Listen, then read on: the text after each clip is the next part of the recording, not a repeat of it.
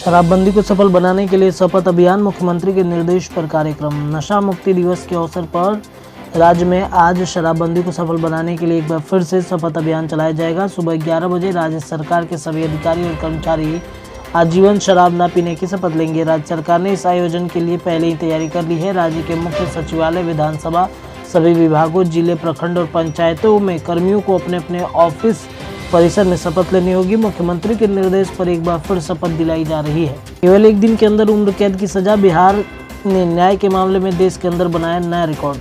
बिहार ने न्याय के मामले में देश के अंदर एक नया रिकॉर्ड बनाया है। एक बच्ची से दुष्कर्म के आरोपी को कोर्ट ने केवल एक दिन के अंदर उम्र कैद की सजा सुना दी। मामला अररिया जिले के पॉक्सो एक्ट के विशेष न्यायालय ने एक बच्ची से दुष्कर्म के मामले में एक ही दिन में गवाही और बहस पूरा करते हुए अभियुक्त को दोषी करार दिया और साथ ही आजीवन कारावास की सजा भी सुना दी।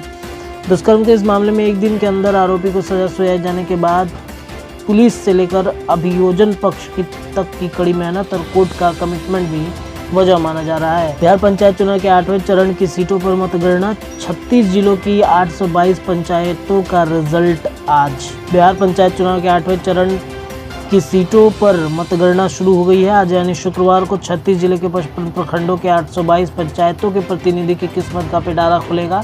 यहाँ 24 नवंबर को वोटिंग हुई थी।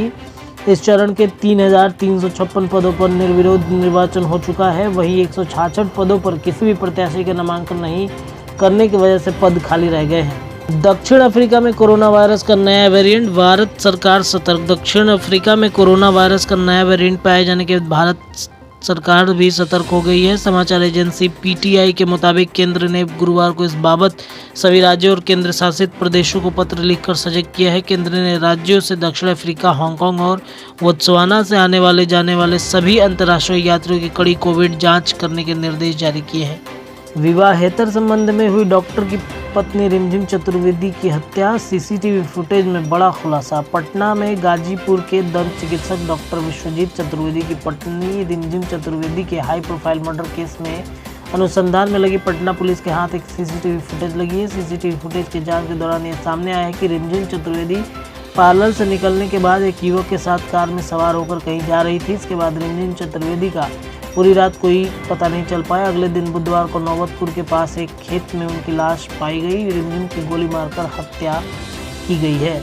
आरजेडी सुप्रीमो 2 दिन की यात्रा के बाद पटना से दिल्ली वापस लौटे। आरजेडी सुप्रीमो लालू प्रसाद यादव पटना से दिल्ली के लिए रवाना होने से पहले पटना एयरपोर्ट पर पत्रकारों से बातचीत करते हुए लालू प्रसाद यादव ने नीतीश सरकार पर हमला किया। शराबबंदी कानून को लेकर सरकार एक बार फिर से सरकारी कर्मचारियों और अधिकारियों को कल शपथ ग्रहण दिलाने जाने वाली है। इसको लेकर राजद सुप्रीमो लालू प्रसाद यादव ने सरकार के फैसले पर निशाना साधते हुए कहा कि बिहार में संघ की सरकार चल रही है। शिक्षा से लेकर स्वास्थ्य व्यवस्था सब चौपट है।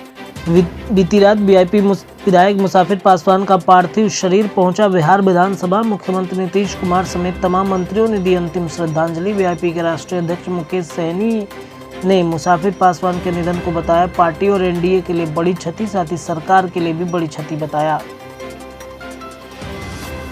भारत के कोरोना वैक्सीन सर्टिफिकेट को 15 और देशों में मिली मान्यता। विदेश मंत्रालय ने गुरुवार देर रात इस बात की जानकारी दी कि भारत को वैक्सीनेशन सर्टिफिकेट को 15 और देशों ने मान्यता दे दी है। ये देश Australia, Bangladesh, Belarus, Estonia, Georgia, Hungary, Iran, Kazakhstan, Kyrgyzstan, Lebanon, Mauritius, Mongolia, Nepal, Nicaragua, Palestine, Philippine, San Marino, Singapore, Switzerland, Turkey, Ukraine है। श्री काशी विश्वनाथ कॉरिडोर का 13 दिसंबर को पीएम मोदी करेंगे लोकार्पण। 12 ज्योतिर्लिंग में से एक श्री काशी विश्वनाथ कॉरिडोर की संकल्पना के बाद अब परियोजना 13 दिसंबर 2021 को बनारस के सांसद और प्रधानमंत्री नरेंद्र मोदी जनता को लोकार्पित करेंगे। पीएम नरेंद्र मोदी का ड्रीम प्रोजेक्ट माना जा रहा है। कॉरिडोर परियोजना लोकार्पण के बाद देश के शीर्ष धार्मिक स्थलों में शुमार हो जाएगा, जो काफ़ी दिव्य और भव्य भी है। इस मेगा परियोजना का लोकार्पण होते ही संकरी गलियों से शहर बनारस में बाबा दरबार